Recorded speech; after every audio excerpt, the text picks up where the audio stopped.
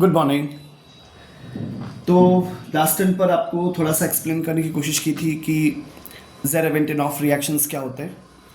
Active hydrogen as such applicable नहीं होते, लेकिन कई ऐसे अच्छे ऑर्गेनिक रिएक्शंस होते हैं जिसमें एक्टिव हाइड्रोजन की ज़रूरत पड़ती है। ठीक है, फिलहाल अल्कोहल फिनॉल में कुछ और छोटी छोटी सी बातें कर लेते हैं। आज का टॉपिक बेसिकली यही है कि reaction of phenol and alcohol with acid chloride and acid anhydride. बहुत सिंपल सी प्रोसेस होती है, एक नेम रिएक्शन आ जाएगी बीच में और एक कोशिश करेंगे ग्रिग्नॉट रिएजेंट पे बात करने का। इन सभी रिएक्शंस में क्या हुआ है कि जो क्लैवेज ऑफ बॉन्ड हुआ है, अगर आप समझे ध्यान से, तो क्या हुआ है, वो COH हुआ है। समझिएगा, COH हुआ है, COH हुआ है, मतलब H टूटा है। मतलब जो क्लैवेज ऑफ बॉन्ड होता है ना, जैसे मान लो मैं आपसे कहूँ ROH है, ROH है, तो बॉन्ड कहाँ कहाँ से टूट सकता है, कौन कौन पार्टिसिपेंट अथॉरिटी है। तो यहाँ से क्लैवेज ऐसे हुआ है, ROH, R मतलब C, COH। Am I clear? क्योंकि आगे जो आएगी स्पीशीज उसमें क्या होगा, वो ऐसा होगा, ROH, मतलब क्लैवेज इस तरह से होगा। फिर कुछ ऐसे भी रिएक्शंस होते हैं ना जिसमें अल्काइल पार्टिसिपेट करता है। तो फिलहाल हम केवल उन्हीं पर फोकस कर रहे थे ना जिस पर क्या होता है, ROH पार्टिसिपेशन है या COH पार्टिसिपेशन है। तो लेट मी कंटिन्यू। देखो, आपको बहुत अच्छे से पता है RCOCl जो होता है ना, इसे हम कहते हैं एसिड क्लोराइड। ठीक है, और आपके पास पता है, जैसे आपके पास RCOOH होता है, एक और ले लो RCOOH ले लो, इसमें से H और OH को बाहर कर दो। Am I clear? देखो, किडनी में पानी भर गया, तुमने बाहर कर दी किडनी, मतलब किडनी कुछ ऐसा कुछ नहीं है। तो ये क्या हुआ, ये क्या बन गया, ये बन गया RCO होल ट्वाइस O। ये क्या चीज है, ये है एनहाइड्राइड। किसका? एसिड एनहाइड्राइड है। एसिडिक एसिड जैसा होता है, या कोई भी कार्बोक्सी है, किसी भी कार्बोक्सी में से जब तुम पानी डिपार्ट करते हो, डिहाइड्रेशन करते हो, तो तुम्हें एनहाइड्राइड मिल जाता है। तो RCO होल ट्वाइस O। तो एक रिएक्शन इसका और एक रिएक्शन इसका हमें थोड़ा सा देखना है। ये रिएक्शन फिनॉल्स में भी होते हैं, यानी अगर आप इसमें की जगह एलिफेटिक की जगह एरोमेटिक यूज करते हैं, AR यूज करते हैं, बेंजीन यूज करते हैं, तो भी हम इसमें एप्लीकेबल होते हैं, यानी हम इसको अप्लाई कर सकते हैं। सिंपल सी कहानी है। देखिए, शुरू करते हैं। ध्यान रखिए, कैटलिस्ट कौन कौन से होते हैं, कई बार इस पर एक अच्छा क्वेश्चन बन सकता है। जैसे मान लीजिए आपने कहा कि RCOCl आपके पास है, ठीक है, let it allow to react with some alcohol, say I am saying R-OH, यहां से H, यहां से Cl। देखो ध्यान से, ROH टूटा तो HCl बाहर हो गया। ऑफकोर्स आपके पास क्या है, RCOOR-, क्या चीज है, एस्टर। क्या चीज बन गया, एस्टर। देखिए ध्यान से, बाहर HCl गैस निकल रही है, क्योंकि इस HCl गैस का क्या हुआ कोई पूछ सकता है ना, इसीलिए ध्यान दीजिएगा। हम इसमें आगे फिर और बात करेंगे कि हम कैसे पिरिडीन का यूज करते हैं, या हमको इसमें डाइमेथाइल अमीन यूज करेंगे। वो इसीलिए यूज करेंगे कि HCl को ठिकाने लगाने के लिए, ये एसिडिक है ना, इसलिए इसको हटाने के लिए। खैर, तो फिलहाल तो RCOCl प्लस R-OH बराबर RC तय हो गया। सिमिलर, अच्छा, इस प्रोसेस ऐसे भी बोल सकते हो, RCO होल ट्वाइस है आपके पास, O है, आपने इसी करेक्शन कर दीजिए R-OH का। वही कहानी फिर से होने वाली है, आप यहाँ मिल जाएगा RCOOR- और मिल जाएगा RCOOH। M I clear? ध्यान से सुनिएगा, ये जो रिएक्शन हो रही है ना, इस रिएक्शन को ध्यान से सुनना। इसे कहते हैं एसाइलेशन कहते हैं। इस रिएक्शन को कहते हैं एसाइलेशन। अब थोड़ा सा वर्ड का चेंज होगा तो ध्यान दीजिएगा। एसाइलेशन है, this called is acylation, this reaction is called acylation. फिर से रिपीट कर रहा हूं, उसे ध्यान से सुनिए। एसिड हैलाइड है तुम्हारे पास, एसिड हैलाइड है कोई तुम्हारे पास, या एनहाइड्राइड है तुम्हारे पास। अरे हैलाइड मतलब क्लोराइड, ब्रोमाइड, आयोडाइड, कुछ भी। एसिड हैलाइड तुम्हारे पास है या एनहाइड्राइड तुम्हारे पास है, और तुम कैसे कैसे सकते हो कि एसिडिल क्लोराइड है, एसिडिक एनहाइड्राइड है, इस तरह से। तो रिएक्शन को आमतौर पर, अगर ध्यान से सुनना, एसाइलेशन जनरली कहा जाता है। अगर तुम स्पेसिफिक इसको कहते हो, स्पेसिफिक, जैसे कि मैंने कहा ना कि एसिटाइल क्लोराइड है या एसिटिक एनहाइड्राइड है, तो उस केस में हम इसको बोलते हैं ACETYLATION। ध्यान से देखना, छोटा सा चेंज है। यह है एसाइलेशन, यह है एसिटाइलेशन।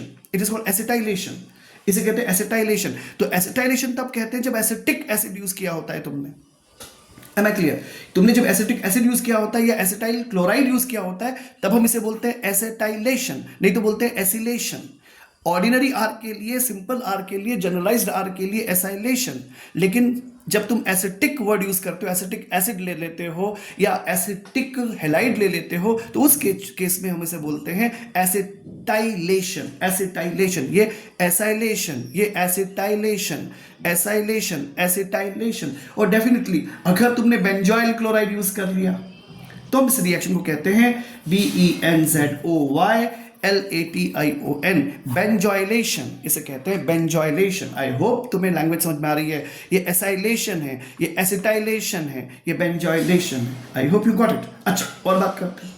ये जो भी एसिटाइलेशन की प्रोसेस होती है ना, सुनिए ध्यान से, जो भी एसिटाइलेशन की प्रोसेस होती है, जो भी प्रोसेस होती है एसिटाइलेशन की प्रोसेस है, इसमें आमतौर पर आप क्या करते हो, पिरिडीन का या डाई मिथाइल अमीन का यूज करते हो। क्यों यूज करते हो? To remove the HCl prepared. जो HCl प्रिपेयर हुआ है उसे रिमूव करने के लिए इसका यूज किया जाता है। यानी आप सिंपल सी भाषा में से बोल सकते हो CH3COCl, देखो अब मैंने CH3 ले लिया ना यहाँ पे, प्लस तुमने किया यहाँ पे C2H5OH कर दिया। ऑब्वियसली अब आप क्या कहिएगा, ये H और ये Cl आउट हो गया, तुम्हारे पास आ गया CH3COO C2H5 प्लस HCl। तो इसको रिमूव करने के लिए हम यहाँ पे क्या लिख देते हैं, पिरिडीन। यानी यहाँ पर ऐसे कैटालिटिक प्रेजेंस होती है पिरिडीन की। सिमिलरली तुम कह सकते हो CH3CO CH3CO होल ट्वाइस हो गया, ये हो गया OH C2H5, अरे C2H5OH ही तो लिखा है। तो अब आप क्या कर सकते हो, नेचुरली तोड़ो फोड़ो इसमें, तो इसमें क्या बन जाएगा, CH3COO C2H5 प्लस CH3COOH, और यहाँ पर कैटलिस्ट लिखना होगा पिरिडीन। Am I clear? ये सिंपल सी कहानी होती है। अच्छा, फिनॉल्स ऑल्सो रिएक्ट, वो भी रिएक्शन करते हैं, जो फिनॉल्स होते हैं ना वो भी रिएक्ट करते हैं। तो उसके लिए क्या होता है, उसके लिए भी कुछ ऐसी ही कहानी होती है। देखो ध्यान से प्लीज, ये तो ऐसा हो गया, ये हो गया OH। अब आप यहाँ पे क्या कर दीजिएगा, लिख दीजिए CH3COCl, तो ये Cl और ये H out, naturally pyridine present है, you are getting your job. मतलब आपके पास क्या अवेलेबल है, आपके पास है COOCH3। इसको सलीके से लिखना होता है, ऐसे लिख लो भाई, सलीके से लिखना हो तो लिख लो इसको कि ये O है, ये C है, ये O है, ये CH3 है, ये इस तरह से लिख सकते हो। CH3COO लिख लो ना, ऐसे लिख लो, ऐसे लिखना चाहो ऐसे लिख लो, कॉम्पोजिट फॉर्म में। है क्लियर? ये सिंपल सी कहानी।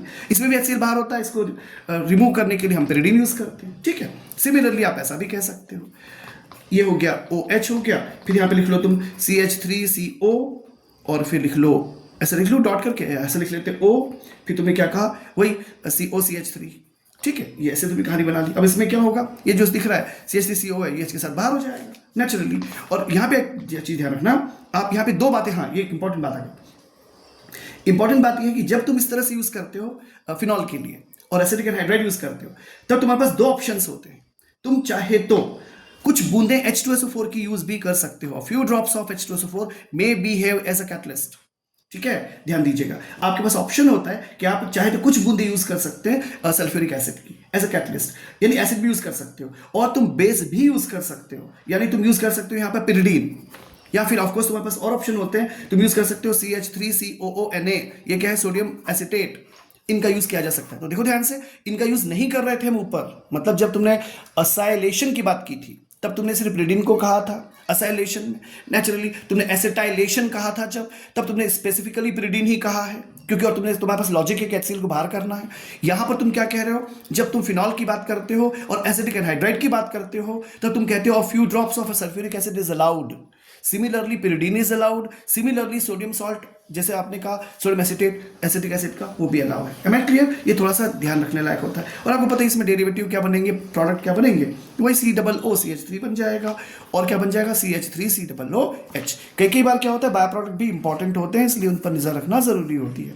और कैटलिस्ट कौन से यूज हो रहे हैं, और जहां पर भी थोड़ा सा आउट ऑफ ट्रैक होता है ना, that is becoming little bit much better, या यूँ कहना चाहिए थोड़ा सा अच्छा हो जाता है एग्जामिनेशन पॉइंट ऑफ व्यू से, ठीक है। ये कहानी है।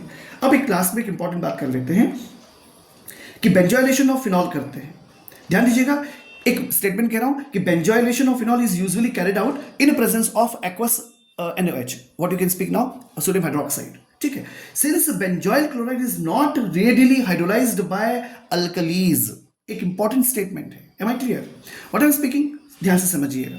मान लीजिए मैंने आपसे कहा, say you might have with you simply H and you are having with you C6H5COCl। ध्यान से देखो मैंने यहाँ पे क्या लिखा है, ये लिखा है C6H5COCl, ठीक है। यानी क्या किया, बेंजोइलेशन कर रहे हैं फिनॉल का, कैसे करना चाह रहे हो, तो इसमें मुझे लगेगा एक्वस NaOH लगेगा, या क्या लगेगा, aqueous NaOH। Of course you may take KOH also, तो उस केस में क्या हो जाता है, उस केस में ये प्रोसेस हो जाती है, वापस वहां बना लो जल्दी, OCO C6H5 COOC6H5 हो गया, और प्लस HCl। यहाँ पे ध्यान देना, मैंने एक्वस NaOH यूज किया है, और आपको पता होगा इस रिएक्शन को, यानी the reaction of alcohol with phenol, the reaction of alcohol with phenol, यानी पर्टिकुलरली बेंजोइल क्लोराइड जब आपने लिया है, ठीक है, तो इस केस में क्या होगा, द रिएक्शन ऑफ अल्कोहल ही होता है ना, या एंड फिनॉल्स होता है, विद बेंजोइल क्लोराइड से जब रिएक्शन होती है इन प्रेजेंस ऑफ NaOH, तब हम इसे कहते हैं SCHOTTEN, शॉर्टन और BAUMANN बोमन रिएक्शन, इसे कहते हैं शॉर्टन बोमन रिएक्शन। देखो कुछ रिएक्शंस हो सकती है कि टेक्स्ट बुक में शामिल नहीं हो, लेकिन क्या होता है ना, थोड़ा सा एडिशनल पढ़ने में कुछ परेशानी नहीं। आई होप कि आप इसको जस्टिफाई कर पाएंगे। तो ध्यान दीजिएगा, फिर से रिपीट कर रहा हूँ, यहाँ पर आप अल्कोहल ले लो या फिनॉल ले लो, लेकिन यहाँ पे ले लो तुम क्या, बेंजोइल क्लोराइड ले लो। यहाँ क्या ले लो तुम, बेंजोइल क्लोराइड ले लो। और यहाँ पर क्या होगा, आप ऑर्डिनरी अल्कली यूज नहीं कर सकते, तो आपको एक्वस NaOH लेना होता है या एक्वस KOH लेना होता है, आपके पास प्रोडक्ट बन जाते हैं। इस रिएक्शन को शॉर्टन बोमन रिएक्शन या स्कॉटन बोमन रिएक्शन ऐसे प्रोनाउंस करते हैं, ठीक है।